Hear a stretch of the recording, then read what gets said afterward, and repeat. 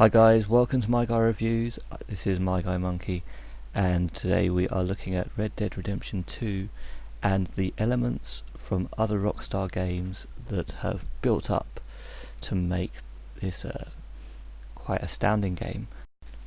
Rockstar Games, of course, have a long history of superb games, and despite having different studios all across the world, they all seem to work together to produce something better and bigger every time. So it seems that they learn their lessons from previous games and build on them. So we're going to have a look at the various elements in Red Dead Redemption 2 and where they develop from. First up, we have RPG elements, which started off in San Andreas, GTA San Andreas, great game. The RPG elements in that game were sometimes questioned whether it was necessary, but I certainly loved it. You could go and get your hair cut, which was nice, various different styles and such. And in this game, you can let your hair grow and your beard, and you can trim it down to what you like. So in this one, it's actually improved in the sense that you actually have to grow your own hair rather than being able to go straight to a big afro by going to the local hairdressers or barbers. So that's an improvement. And the other RPG element, of course, is eating, which in San Andreas, GTA San Andreas, you had to eat regularly, otherwise you would lose muscle and then lose weight, but if you ate too much, you would get fat. And in this game, I'm yet to see if you will get fat, because there's not, food is a lot more scarce than it is in San Andreas.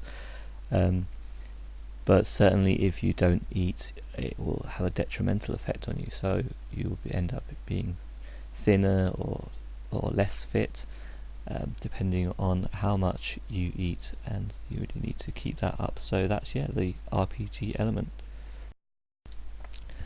Prostitutes in Red Dead Redemption 2. We did have what seemed to be prostitutes in Red Dead Redemption, the first game. You couldn't interact with them, and that is still mostly the case now. But prostitutes have been interacted with since the GTA series, really GTA 3 onwards, where it started with the car just rocking, and now it's a little bit more graphic, but obviously not pornographic. But you could interact in GTA 5 and GTA 4 in a little more specific way, which you couldn't do in Red Dead 1. You can't do it in Red Dead 2 either, but there is now an addition to, you can get a bath at a hotel and opt for a deluxe bath, where a helper will come to help you wash, and they do tend to look like they are the same model sets as the prostitutes that you meet in the game. But it's a little bit more subtle than that. It's not ridiculous and obvious like in a GTA, but you can get a deluxe bath where someone will dip their hand into your bathtub and give you a bit of a scrub, and the dialogue can leave a little to the imagination. So we have prostitution coming over from the GTA games in a little bit more of a subtle way than before. Now next up, we have investigating objects from L.A. Noire. Now this is a huge game, and that's one of the main things that people have talked about, is the sheer size of the game, but it's the detail in the game that actually makes the big difference. Really, I mean, I've never seen anything quite so detailed as in this game. It can go from riding through a vast area to walking into a private residence or even a shop, and you can pick up each individual object, move them around a bit, flip it over, just have a good look at it. And that's really reminds me a lot of the L.A. Noire series, where sometimes in this game you will be investigating stuff. Most of the time it will not be really necessary to be actually investigating, but it's just something you can do. But in L.A. Noire you could pick up each object that you found. It would, with a noise, it would tell you if there was something nearby you could pick up. This one, it just puts a option on the screen in the bottom right hand corner, just telling you that what buttons to press. So if there's something to pick up, you can pick it up, wave it around, have a look at it, nice close look at it, and that's a nice detailed element that really started in there, the LA Noire game, the detective game, where you would be picking up objects and investigating the crimes in LA. Now, one of the biggest stars of this game is actually the gang, and I just wanted to go out exploring when I first started this game, and I was thinking, well, this is just a a better rendering of like a Red Dead 1, really. What's the difference? But actually, when you start doing the missions and you start hanging around the camp, you can hang out with your gang mates all day, and they will come up with different things to say. Yeah, they'll repeat things, but they become real people, really. So much dialogue has gone into that. And well, where does that originate from? Well, the closest I've seen that is really The Warriors, which was a film made about the New York gangs, which was converted by Rockstar Games into a video game for the PS2. And of course, it's nothing like it is in this game. But in The Warriors, you could go back to base, and you would have all your fellow warriors around that you could walk up to, and there were various activities that you could do, and that was great. But one thing that this is lacking, that the Warriors did have, is that you could actually lose some of the main cast in that game, and they would be gone.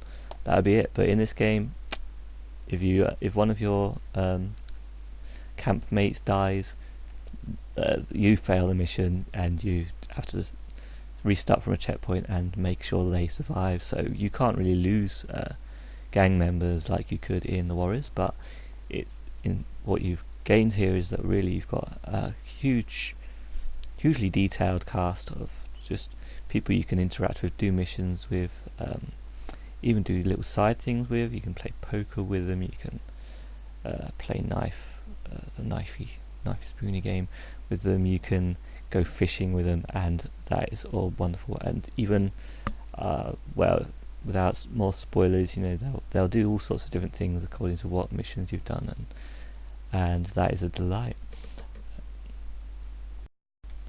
Next up, we have swimming and boats, which I was surprised to find that you could actually get in a boat in Red Dead Redemption 2. And also you can swim and not drown, which is different. It's an improvement on Red Dead Redemption 1, where you get into the water and you literally drown straight away. The only boats are in cutscenes or specific missions. And really, we've been able to go on boats since GTA 3 and GTA Vice City, but we weren't able to swim until San Andreas, GTA San Andreas, and later games from that. In Red Dead Redemption 2, you can get on a boat and you can swim. You can't swim underwater, and you can't actually swim out that far, so it does act as a rather harsh limit to the game area. So if you swim or even take a boat out a little too far, I'll let you know now that it isn't pretty. Your boat will all of a sudden just sink for no apparent reason. You will climb out, you'll jump out, and you're highly likely to just drown before you can get away to safety. So when you do get in a boat, just be careful how far out you're going on the water. But yeah, it's great that you can finally get into a boat and straight into the water in Red Dead Redemption 2. Wanted levels have returned to Red Dead Redemption 2, and how could it not? I mean, you're an outlaw half the time. You're going to be chased by the law, and that's really been the case since the GTA games. The wanted level, and of course in Red Dead Redemption, the first game, and it's very similar to really Red Dead the first game, because obviously that's more of the style of the West, is that you get a wanted level rather than getting your wanted stars and getting tanks after you. You'll have a wanted bounty, which you can pay off like you could in the first game, and if you let your wanted bounty stay quite high, the higher it is, you'll get bounty hunters after you, which is very apt, and it can sometimes be a bit tough to try and pay off that bounty, and some missions force you into a bounty, really, which take your resources away a bit. But The nice thing, the addition of new things to this formula really is a proper witness system. You had that a little bit in Red Dead 1, but now if the game alerts you if you have got someone seen your crime, a witness, and actually you can, if you can manage to kill every witness and avoid another witness coming along each time and then get away, you can actually get away without having to pay a bounty, and that's great, because I really didn't want to be paying a bounty, and I was trying to play as an honourable character, as much as an honourable character is when I have to kill a few witnesses to sort of stay as unwanted by the law as possible. Mini games return to Red Dead Redemption 2, which of course they had to. There were throughout Red Dead Redemption, the first game, so of course we have the knifey spoony game, and we have poker, and we have blackjack again. Nothing particularly new on that front, but the level of detail and interaction on those now is just astounding. Nothing more can really be said about that. It's really good. People can drop in and out of your games just like that. We're yet to see multiplayer arrive, but I'm sure that will be the case in the Red Dead Redemption 2 multiplayer as well. Now, where did this originate from? I mean, really, we've had mini games since the GTA series. Really, the GTA San Andreas had you playing pool and such. And of course, later on, you had GTA 4. You had darts, and a load more things in GTA 5.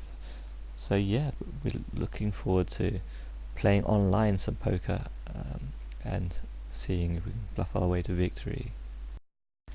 Slow motion, of course, returns again to Red Dead Redemption 2. We had the Dead Ice system in Red Dead Redemption 1, where time would slow down and you would pick out your targets and make gunfights go in your favour a little more with speed and accuracy. And that has returned in this game in Red Dead Redemption 2. But of course its origins come from Max Payne, where you could slow down time or to have bullet time to do pretty much the same thing to gain the advantage in gun battles. And of course we saw a bit of that tie over into GTA 5 as well, with some of the special abilities being a slow motion. So yeah, we've got slow-mo again, which also comes up when you're focusing in your hunting mode as well, which you'll find, and also when you're changing items and guns, just to keep things moving at a slightly slower pace, but give you a chance to change your weapons out or such with a little bit of space to room, but without taking away the fact maybe you're in a gunfight and you need to get on with it. So yes, slow motion from Max Payne. Next up we have hunting and skinning, and also picking flowers, which are all things you could do in Red Dead Redemption 1, so don't have to look much further than the previous game in the series to see where this comes from in Red Dead Redemption 2. So yep, hunting has returned. You can hunt and skin and sell those skins, but the thing that has changed now is that you can enter a focused mode where you can now track those animals a little better, which is in addition to that's an additional slow motion mode while you're doing that, and also the quality of the skin now matters a lot more. If you want to be getting any of the crafted items, you will need a perfect skin, which requires a perfect animal now, and also a perfect kill, where you'll be wanting to use just the right gauge of weapon. So you might be using a bow for some animals, or a handgun, or even a rifle might be necessary for bigger creatures. So yeah, hunting has returned, but it's a little bit more detailed now, which comes from Red Dead Redemption 1. Of course, the huge open world to explore is something that has been part of the Rockstar Games formula for a very long time, ever since really GTA 1, and even on the N64 Body Harvest to some extent. So yeah, really Bully, LA Noire, Red Dead Redemption 1, and all the GTA games really show off what open worlds can do, and have developed what open worlds can do, to the point where you get to this game and really you can just spend just hours just wandering around exploring this huge, very detailed open world. The argument of how big it is compared to GTA 5 is another issue, but it's no contest that you can see that this game is just so large and rich in different environments, and that's the most important thing, that really you get to see so many different open world outdoor environments to enjoy in a way that maybe you won't do in real life. So really you can really enjoy that as part of your gaming experience in Red Dead Redemption 2.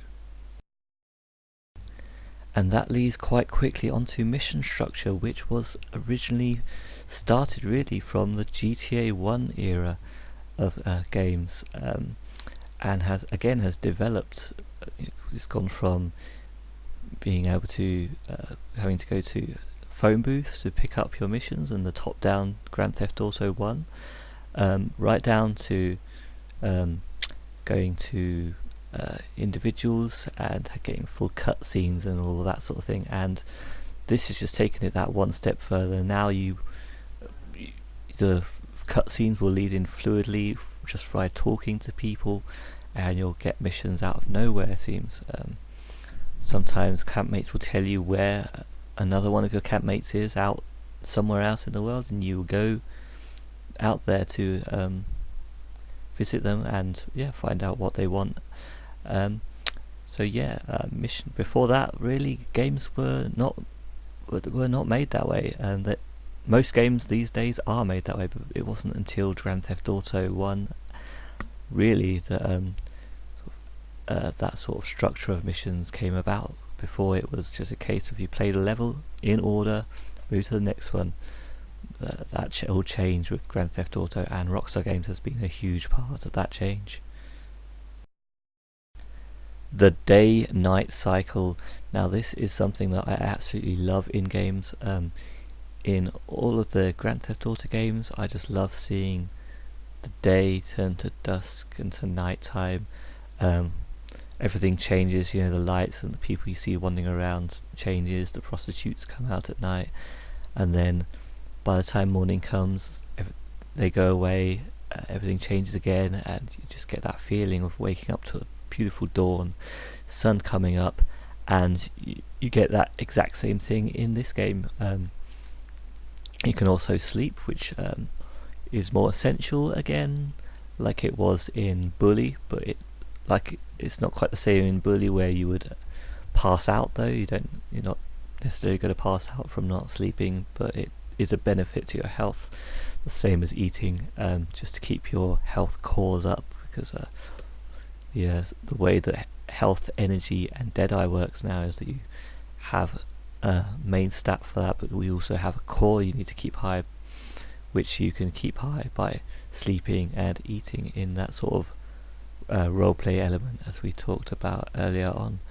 I just love the day-night cycles in this. It's that sort of thing is very addicting for me, just to be living in the world, and of course the beautiful landscapes and skies that you're going to see are just going to captivate you to want to keep living in this world.